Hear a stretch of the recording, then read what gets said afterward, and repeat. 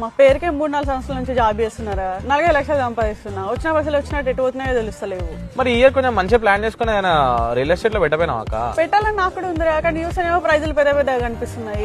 So అర్థమైతలేదు, ఏమైనా చెప్పచ్చు కదా నువ్వైనా. నీకు మంచి ప్లాన్ చెప్తున్నాక, ఓ 15 lakhs జమ చేసుకో సరేనా. ఓ 15,000 per square yard బడ్జెట్ లో చూసుకున్నావు అనుకో, 200 square yard బిట్టి నీకు 30 లక్షలకు వస్తుంది.